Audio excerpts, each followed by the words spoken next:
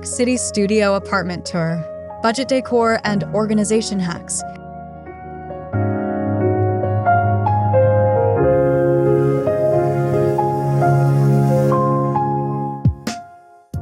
Welcome back to the channel.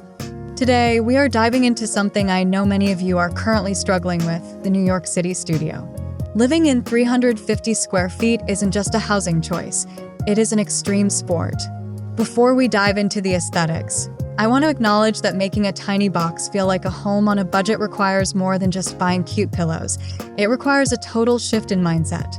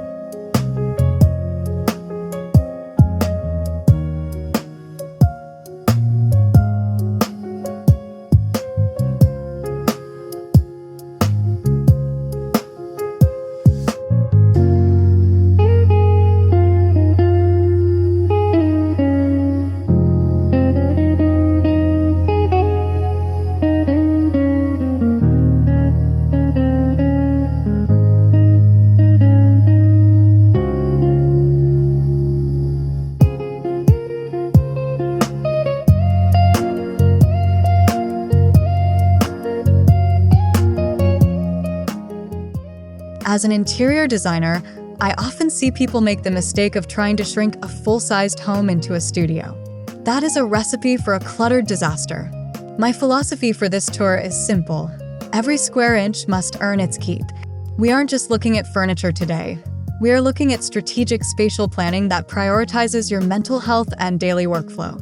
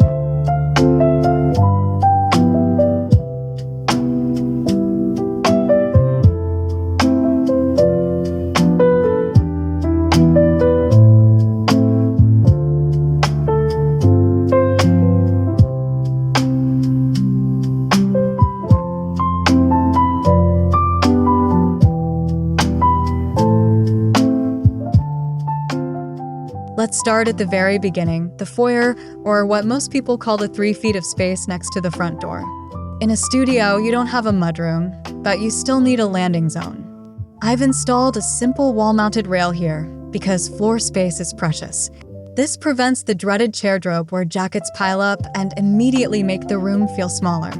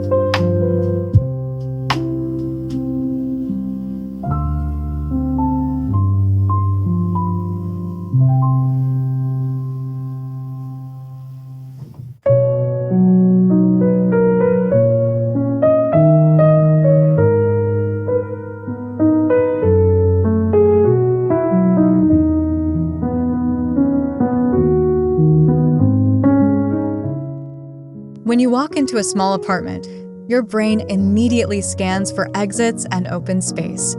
If the entryway is cluttered, you feel an instant spike in cortisol. By using a slim, mirrored console table right by the door, we've tricked the eye into seeing double the depth while providing a spot for keys and mail, keeping the rest of the room pristine.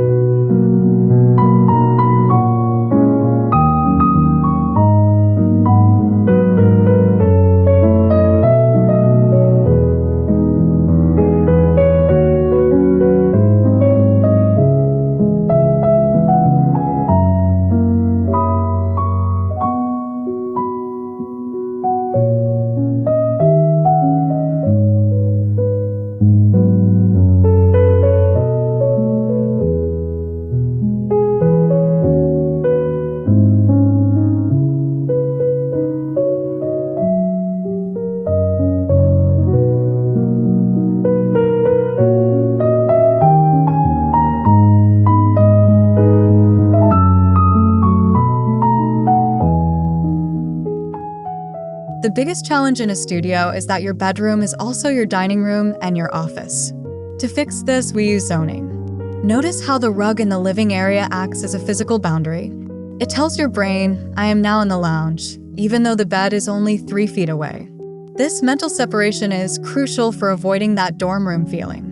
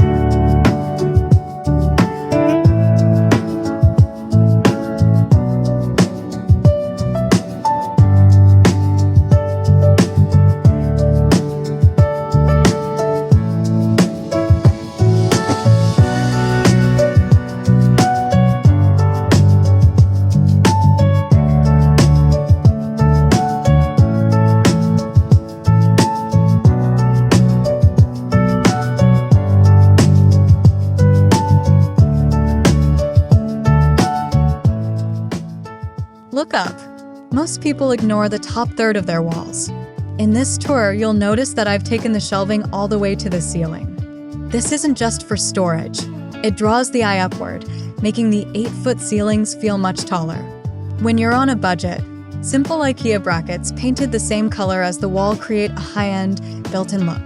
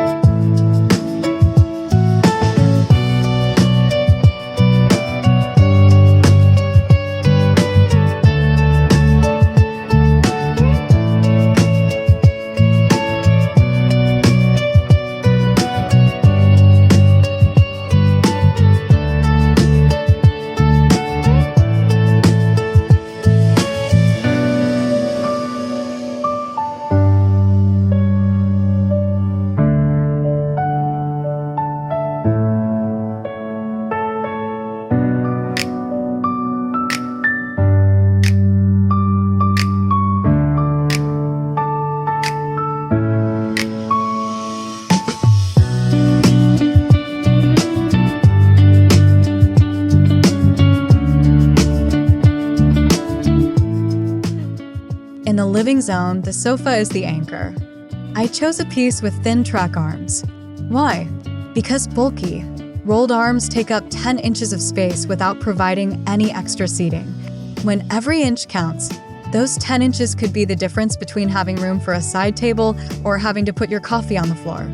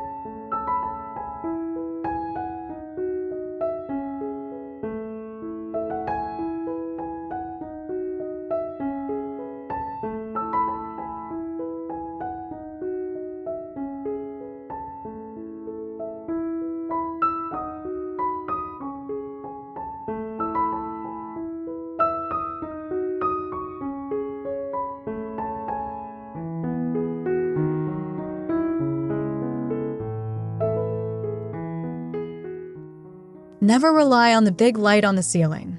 It flattens the room and makes it feel like a hospital. Instead, I've layered the lighting. We have a floor lamp for reading and LED strips under the kitchen cabinets.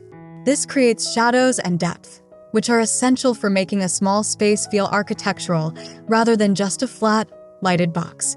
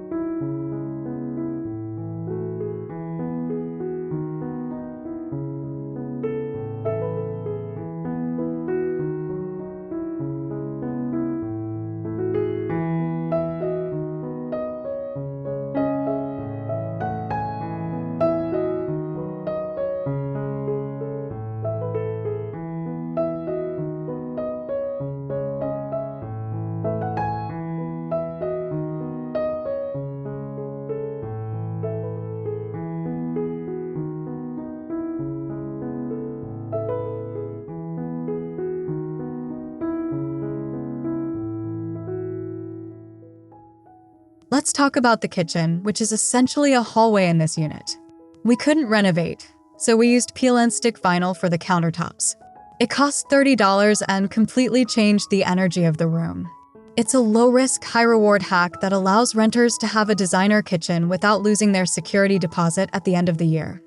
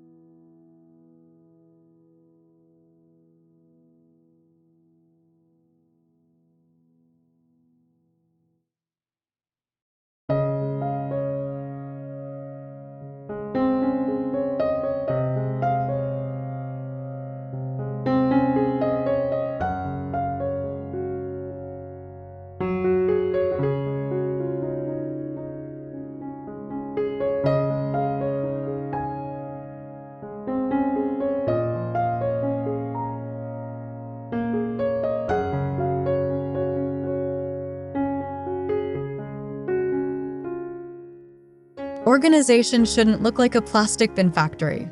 I use woven baskets and ceramic jars to hide the ugly stuff like charging cables and snacks. If your storage is beautiful, it becomes part of the decor. This is the secret to a human home. It looks lived in, but the mess is curated and contained.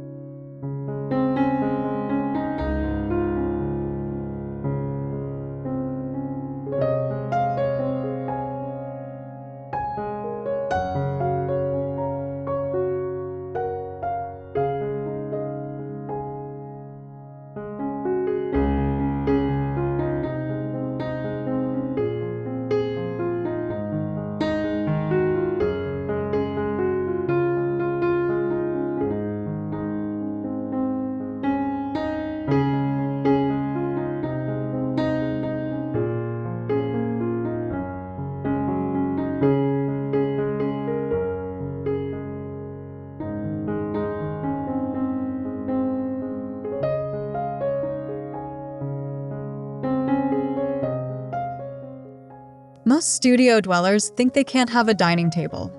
I disagree. We found a vintage drop-leaf table for $50 at a thrift store.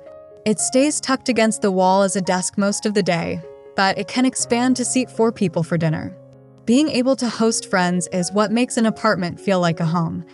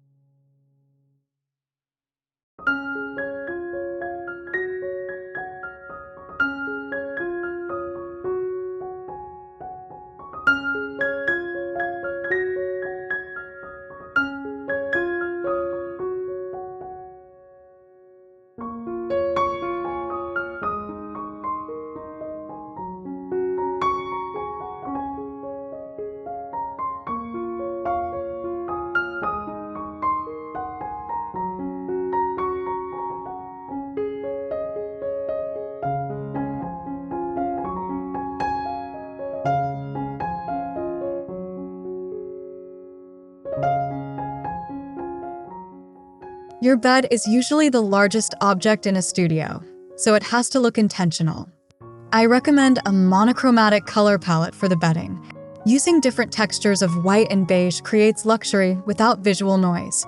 If you put a loud, busy pattern on a bed in a small room, it's the only thing you'll ever see.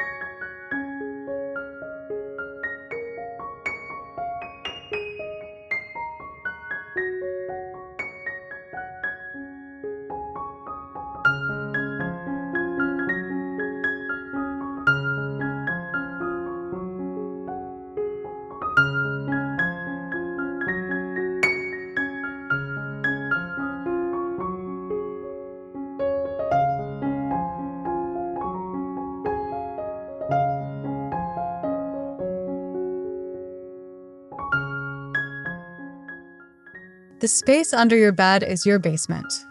We've used long rolling bins to store off-season clothing and extra linens. However, the trick is to use a bed skirt or a frame that goes to the floor so you don't see the plastic. Out of sight, out of mind is the golden rule for small space organization.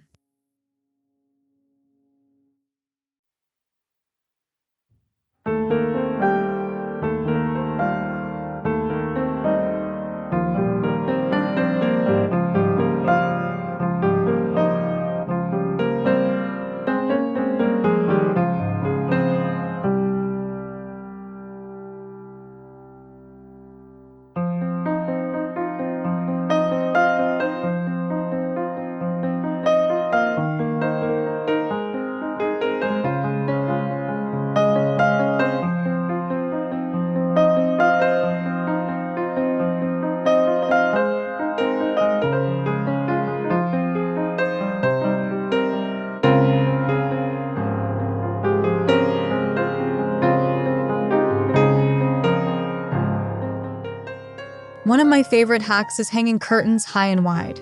We've mounted the rod 6 inches above the window frame and extended it out past the glass.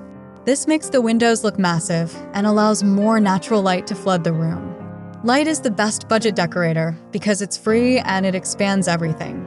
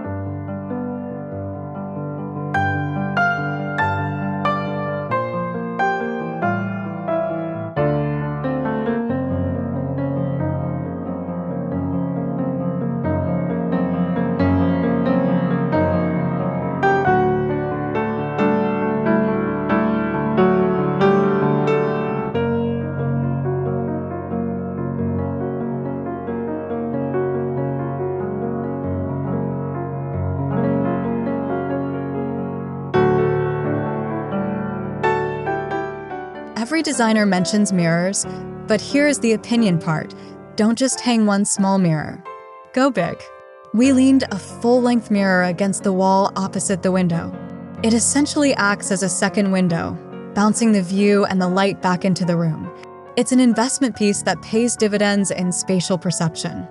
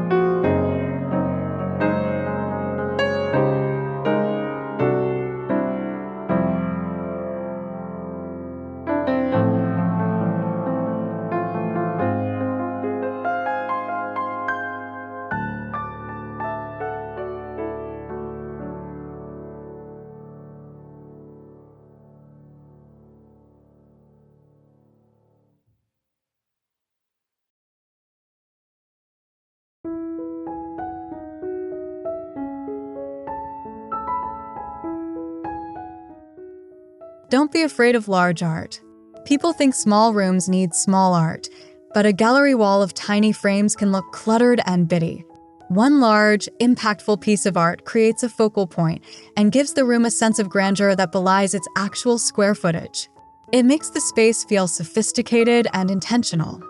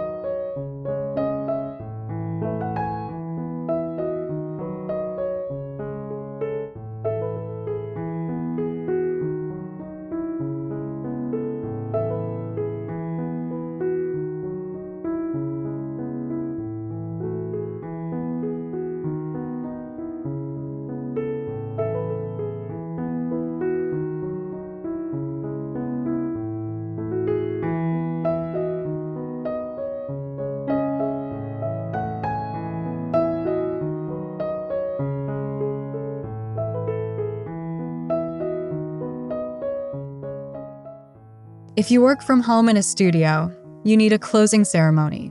In this apartment, we have a small desk tucked into a corner. When the clock hits 5, the laptop goes into a drawer. If you can see your work from your bed, you never truly relax. Physical boundaries create mental boundaries, which are vital for New York City living.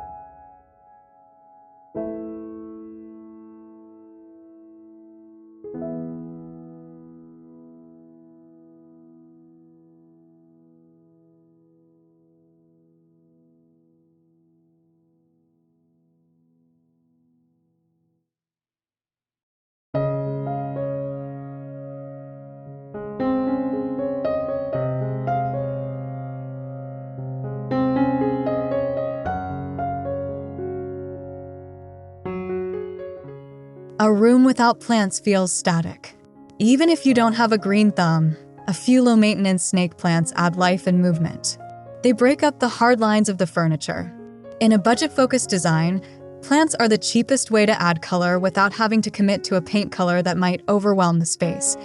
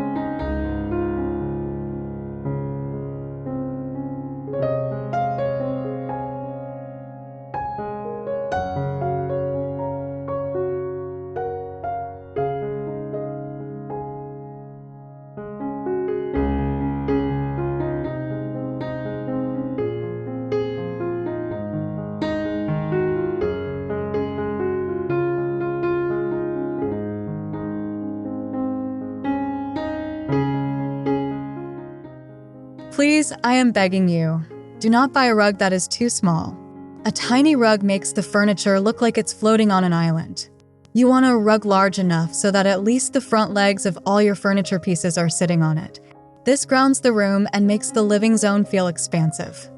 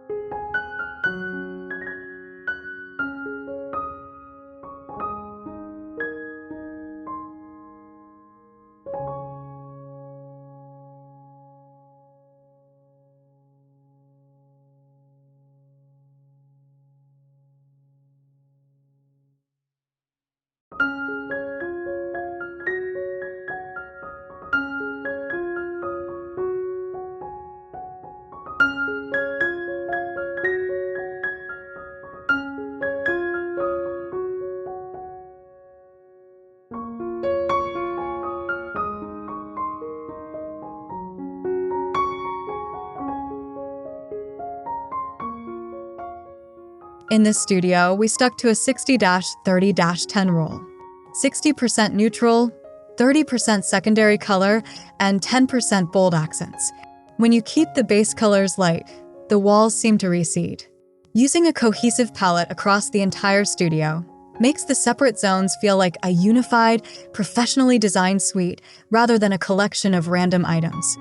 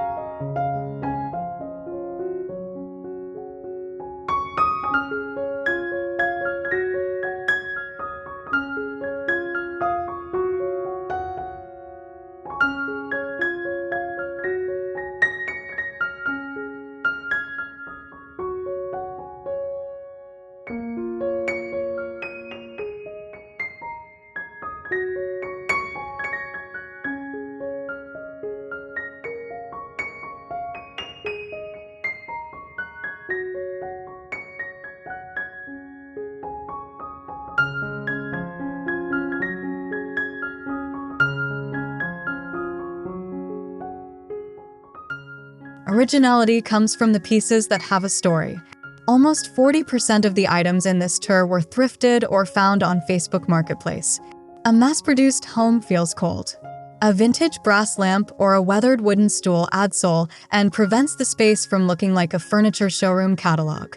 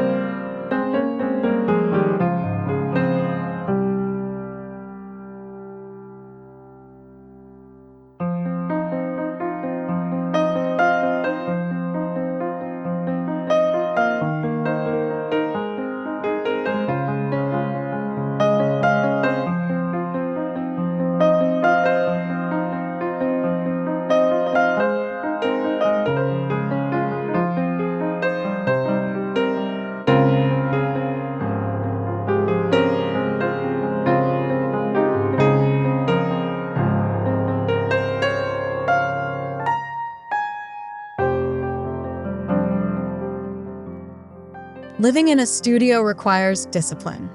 To maintain this organization, you have to adopt the one-in, one-out rule. If you buy a new book, an old one has to go. This keeps the apartment from slowly becoming a storage unit. It's about being a curator of your own life rather than a consumer.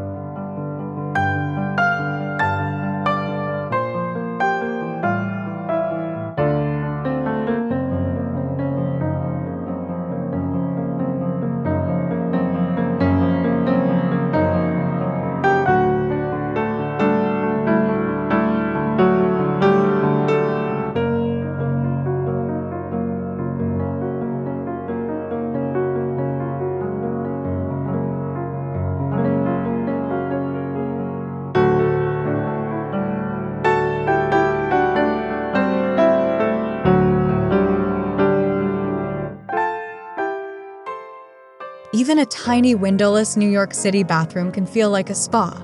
We swapped the standard shower head for a high-pressure one and added a wooden bath mat.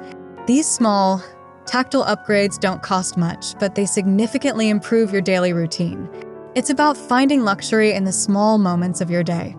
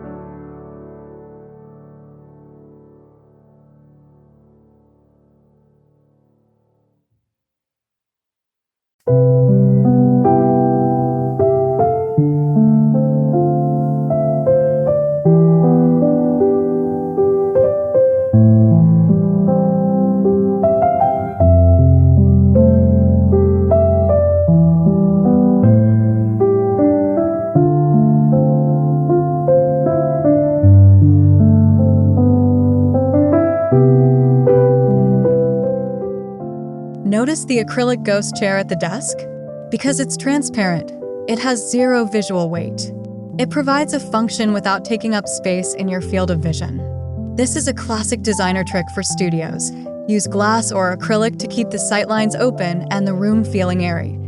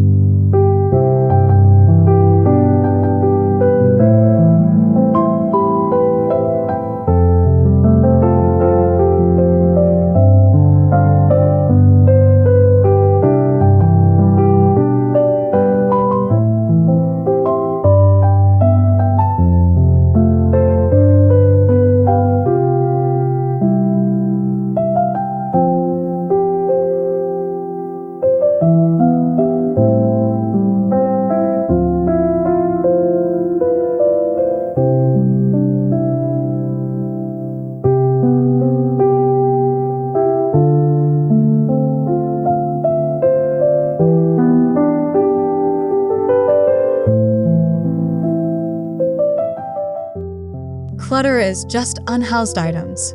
Everything in this tour has a specific home. We use landing trays on the coffee table and nightstand to group small items together. A group of 3 items on a tray looks like a vignette, while 3 items scattered on a table just look like a mess.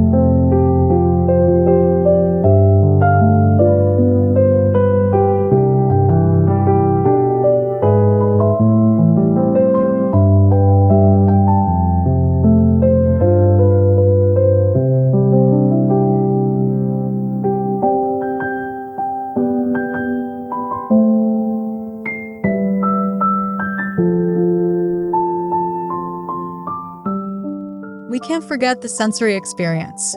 In a small space, smells linger. A high-quality candle or a diffuser isn't just a hack, it's part of the decor. Scent defines the atmosphere. I like to use different scents for different times of day to help transition the studio from office to relaxation mode.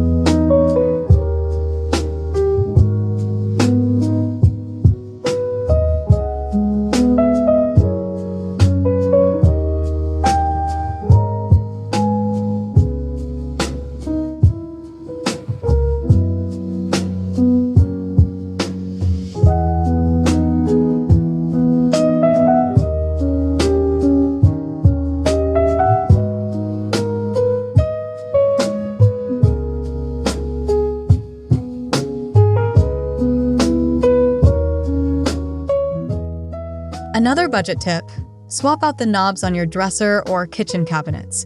You can find beautiful brass or ceramic knobs for a few dollars each.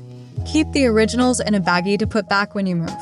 It's a tiny detail that makes a generic piece of furniture look custom and high-end.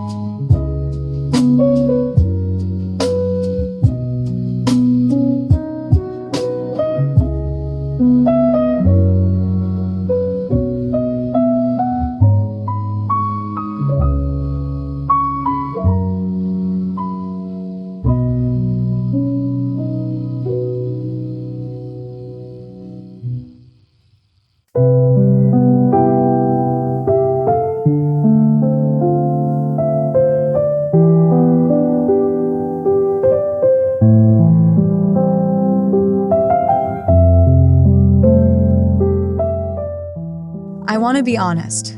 Don't follow every trend you see on TikTok. Cluttercore is fun until you have to clean a 300 square foot room.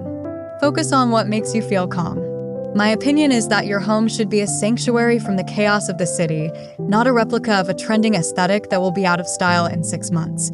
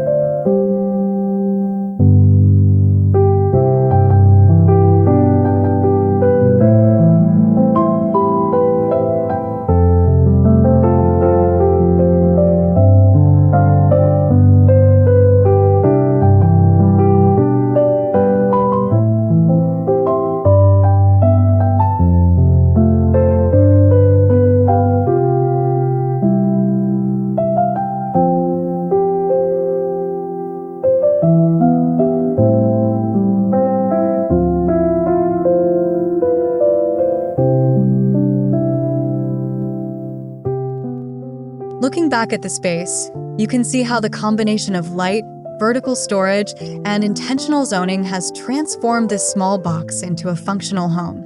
It didn't take a massive budget. It took a plan. We used logic to solve the spatial puzzles and creativity to make those solutions look beautiful.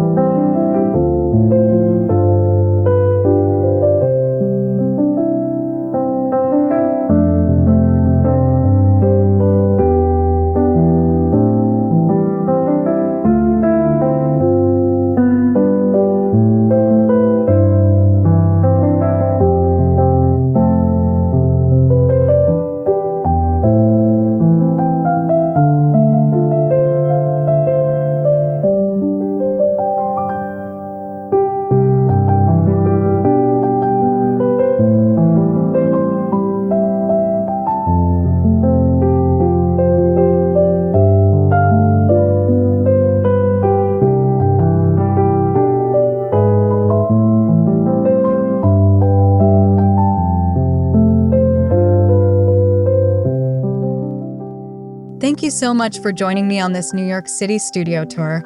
I hope these hacks gave you the confidence to tackle your own small space.